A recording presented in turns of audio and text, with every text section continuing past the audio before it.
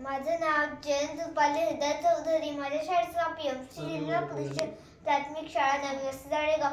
मी आता तिसरीचे विद्यार्थी आहोत. हाय फ्रेंड्स, आपण गंध याविषयी थोडीशी माहिती पाहणार आहोत. माहिती घेण्यासाठी आपण पहिले या काही वस्तू घेतलेल्या आहेत. पहिल्या वस्तूचे नाव आहे ब्लॉक, दुसऱ्या वस्तूचे नाव आहे इरेजर, तिसऱ्या वस्तूचे नाव आहे पेन, चौथ्या वस्तूचे नाव आहे एग.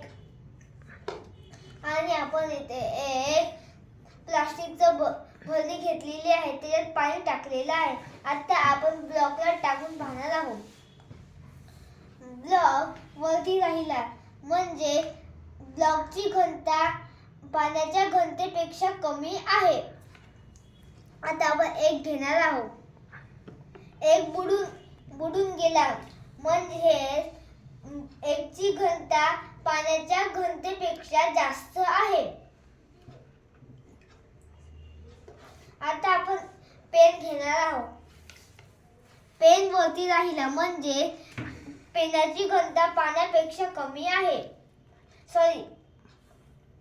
पेनची घनता पाण्याच्या घनतेपेक्षा कमी आहे. आता आपण इरेजर घेणार आहोत. इरेजर बुडून गेला म्हणजे इरेजरची घनता पाण्याच्या घनतेपेक्षा जास्त आहे. Thank you.